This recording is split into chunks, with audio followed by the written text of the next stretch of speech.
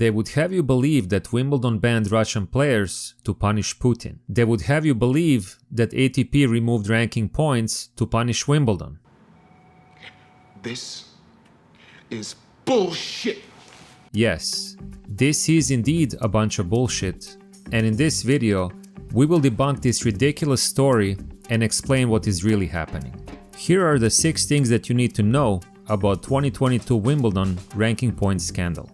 Number 1. Removing ranking points does not punish Wimbledon. Just like banning Russian tennis players does not punish Putin, so removing ranking points from Wimbledon does not punish Wimbledon organizers. As the Telegraph article from May 20th explains, removing points does not have any material effect on the tournament. The prize money and the chance to win a Grand Slam title will still attract all top players. To that end, Wimbledon increased prize money to a record £40 million to ensure players don't skip the event. Therefore, removing points does nothing. The organizers will profit from sponsorships, live attendance, and TV rights like they always do. And the media, of course, will do their part to sweep all the injustices under the carpet. Just like they did in Australia when Djokovic was deported, they will pretend that everything is wonderful. They will glorify the event and celebrate the winners. And if anyone mentions the unfairness or questions the legitimacy of the event, the media will swarm to deny it. And we already got a preview of that. When Naomi Osaka said that she might skip Wimbledon because of the situation, the establishment mouthpiece, Brad Gilbert, rushed to remind us that Wimbledon has greater importance than just ATP points. Good job, Gilbert. What would we do without you? Number 2.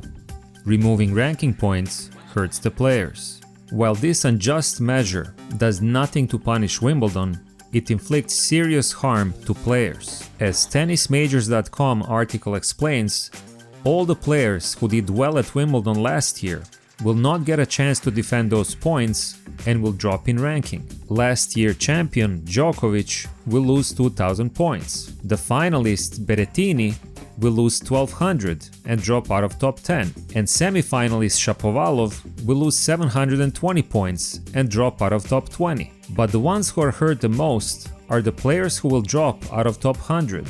A perfect example is Marton Fucsovic, who made the quarterfinals last year and who will now lose 360 points and drop out of top 100 in the world. Another example is Denis Kudla, who worked incredibly hard to break into the top 100 and is currently ranked 82nd in the world, but he now also stands to fall out of top 100. This is important because only the top 104 players directly qualify for Grand Slam events, and an even smaller number of players directly qualifies for Masters 1000 events. Playing in these events gives players a better chance to maintain and improve their ranking and to win more prize money. Losing these points will financially hurt these players. And you have to keep in mind that only the players at the very top of the rankings make a lot of money in tennis. Most of the rest are struggling to make a living and stay in the sport. The logical question is, why would the ATP choose such an inadequate action that completely misses the mark and punishes the wrong people? Which brings us to number 3. ATP never intended to punish Wimbledon. As I have stated on this channel before, tennis is deeply corrupt. And that's why I don't buy this silly story that ATP could not find a better way to inflict pain on Wimbledon and they accidentally punished the players instead of the organizers. If they wanted to punish England or the English Tennis Association, why didn't they remove ATP points from all tournaments held in England? Why didn't they strip Grand Slam status from Wimbledon and move the event to another country? If 2020 Cincinnati Open was held in New York because of the pandemic, then why can't 2022 Wimbledon be held somewhere else? Any person could come up with a better punishment if they thought about it for 5 minutes. So don't tell me that ATP couldn't figure it out. The truth is that Wimbledon and ATP are not fighting. They're working together. And the story that they're at each other's throats is nothing more than theater for the public. England wanted to ban Russians, and the corrupt tennis establishment wants to destroy Djokovic, and they're both getting what they want. If ATP is not trying to hurt Novak on purpose, then why didn't they let players keep the points from last year's Wimbledon? They've been freezing points for the last 2 years because of the pandemic. Why change the rules now? Federer and Nadal are still holding on to points from 2019, but they won't let other players keep points from last year's Wimbledon? Which brings us to number 4. Federer and Nadal pushed to remove ranking points. According to Daily Mail article from May 11th, it was the Player Council who voted to recommend stripping Wimbledon of ranking points. And on May 16th, Simon Briggs reported that the Player Council, led by Federer and Nadal, recommended an aggressive course of action. There was complex and sometimes chaotic maneuverings behind the scenes, but ATP decided not to follow the Player Council recommendation because it would be unpopular among players. But Briggs also reported at the time that the heads of the ATP would still face some heat for rejecting such a clear mandate from their Player Council. To sum up what was going on, Federer and Nadal frantically lobbied to remove the points even when other players were against it. And when ATP decided not to do what Federer and Nadal wanted, Federer and Nadal cranked up the pressure on them. It was not a big surprise when only 4 days later ATP buckled under the pressure and obeyed Federer and Nadal's orders to strip Wimbledon points, even though at least 90 players were against it. This is scandalous, because the Player Council is supposed to protect players' interests. But here we have the Player Council aggressively lobbying for something that most players are against. Nobody explained the situation better than Benoit Paire, who called a press conference to express his fury. He said, quote, "Players do not understand this decision. 99% of players, they want to have points and to play the tournament as it was before. I'm sorry for Russia and Russians, but they are the ones causing all the trouble. And all the ATP players are actually paying the price. Medvedev will be number 1 worldwide. This is absurd. ATP should defend the majority of players, not 4 or 5 players." End quote.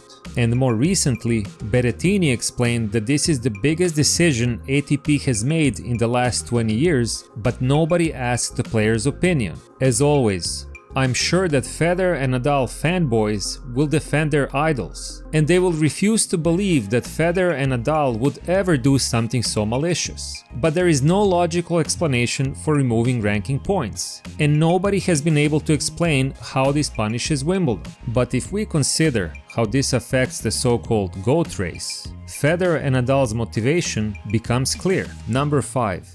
Federer and Nadal are using politics to hurt Djokovic. I'm sure you heard the expression, follow the money.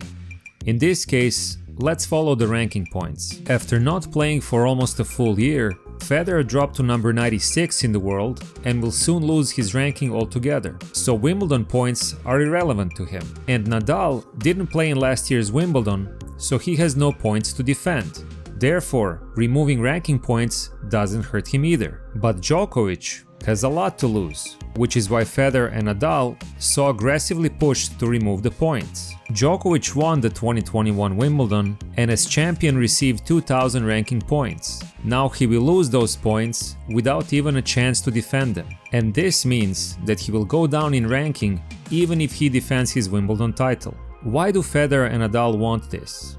Because this political decision will stop Djokovic from breaking several more records. Novak currently has a record of 373 weeks at number 1 and is only 5 weeks away from breaking Steffi Graf's record of 377. This would make him the absolute record holder for both men and women, but now he won't get a chance to break that record. Novak also has a record 7 year-end number 1s. Now he won't get a chance to extend that record either. Djokovic holds 5 ATP Finals titles, only one less than Federer, who holds the record with 6. But because of thousands of points that he lost through politics, he probably won't even qualify for this year's ATP Finals tournament. Not to mention that tournament draws are based on rankings, so when he drops in ranking, he will have a tougher draw in any event that he plays. This will make it harder for him to win more big titles.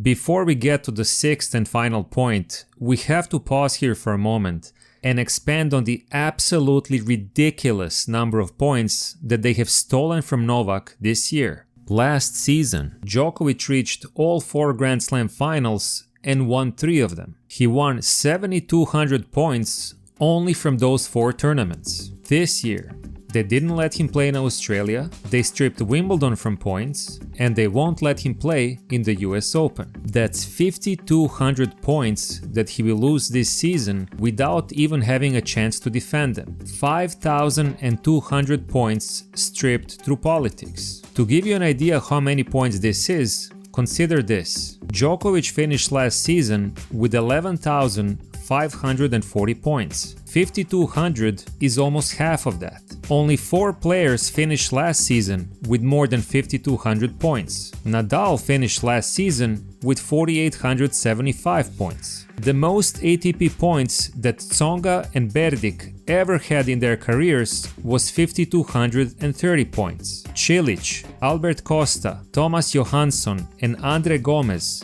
are all Grand Slam champions, and they never in their careers reached 5,200 points. In other words, ATP is stripping Djokovic of more points this year than most players ever arrive at in their entire career. Also keep in mind, 5,200 only includes points from the 4 Grand Slams. There are 4 Masters 1000 tournaments in United States and Canada, and each of them awards 1,000 points. That's 4,000 more points for which Novak cannot compete. And we can only imagine the mental, emotional and physical toll of everything they've done to him this year. Which brings us to the sixth and final point. The Big Three era and the GOAT race have been tainted with politics. Never in the history of sports have 3 of the best ever competed against each other in the same era, and this will probably never happen again. This rivalry should have been sacred to all 3 of them. They should all want to bring this era to a glorious conclusion.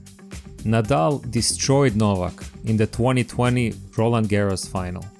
But the next year, Novak came back to Nadal's house and challenged him again. And they gave us one of the best matches in tennis history. Novak destroyed Nadal in the 2019 Australian Open final. Nadal should have wanted to play Djokovic in Australia. He should have wanted to avenge his loss. He should have wanted to beat Novak where he never beat him before. And when politicians unjustly jailed his greatest rival, Nadal should have fought to let Novak play so that he would have a chance to beat him. That's what a true great would have done. But Nadal is not great. The epic 2021 French Open semi-final happened because Djokovic was brave. The rematch in Australia never happened because Nadal is a coward. If Federer and Nadal were good sportsmen and good men, they would have never allowed Australia to happen like it did, and they would never use the player council to remove ranking points from Wimbledon. Instead of competing fairly to bring the era of the Big Three to a glorious conclusion, Federer and Nadal decided to use their substantial political influence to sabotage Djokovic in the most despicable way. I thought that Federer's silence and Nadal's pathetic statements in Australia were the lowest of the low. But Beavis and Butthead somehow managed to stoop even lower. We will never see a fair conclusion to the Big Three saga. Because there is no Big Three. There never was. Only one of them is great. The other 2 are small men.